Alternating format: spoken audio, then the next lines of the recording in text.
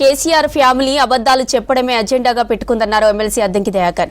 BRS working president KTR కు మానసిక స్థితి సరిగ్గా లేదని విమర్శించారు. రాష్ట్రంలో జరుగుతున్న పరిణామాల్లో ఫోన్ ట్యాపింగ్ ప్రధాన అంశమైందన్నారు.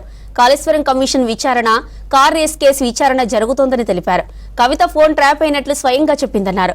ఇక గతంలో బీఆర్ఎస్ మీద ఆర్ఎస్ ప్రవీణ్ కుమార్ చేసిన వ్యాఖ్యలే తిరిగి కౌంటర్ గా గుచ్చుకుంటున్నాయని చెప్పారు. బీజేపీ బీఆర్ఎస్ త్వరలో పొత్తు అంటూ సోషల్ మీడియాలో ప్రచారం జరుగుతోందని ఆరోపించారు.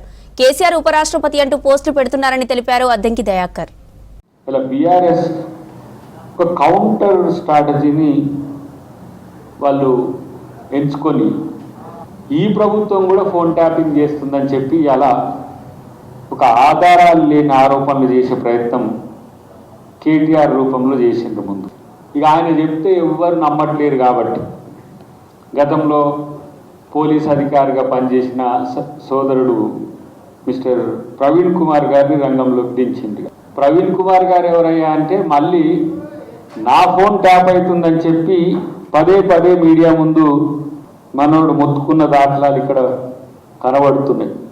ఈ సిట్ ముందు వచ్చి మీరు సమాధానం చెప్పుకోండి అని అంటే రావట్లేదు. గతంలో వారు చేసిన స్టేట్మెంట్స్ ఉద్దేశాన్ని దృష్టిలో పెట్టుకొని సిట్ తనకు పంపించి ఉంటుంది, కానీ దాని ముందుకు పోవట్లేదు. కానీ ఈ ప్రభుత్వం ఫోన్లు ట్యాప్ చేస్తుంది అని చెప్పి కొత్త ఒక ప్రతిపాదన లాంటిది ముందుకు తెచ్చిన పరిస్థితి. ఇది ఏంటంటే కేటీఆర్ ప్రాపగండా టీంలో ప్రధానమైన సభ్యునిగా మనోడు చేసినట్టుంది. నేను అనుకుంటున్నా కేటీఆర్ని అయితే ఎక్కడో ఒక దగ్గర చూపించాల్సిన అవసరం ఉందని పదే పదే మేము మొత్తుకుంటున్నాం.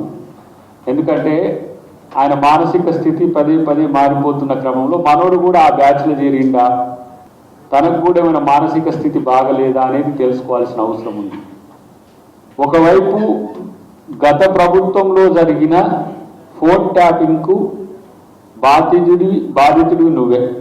మీ రాజకీయ జీవితము జైలు పక్షులతో కూడుకున్నది. ఇప్పుడు నలుగురు కేసీఆర్ కాళేశ్వరంతో పాటు ఇతర అంశాల్లో ఇవాళ విచారణ ఎదుర్కొంటున్నాడు. ఇప్పుడు ఇటువైపు హరీష్ రావు, ఇంకొక వైపు కేటీఆర్, ఇంకొక వైపు ఇప్పటికే కవిత గారు.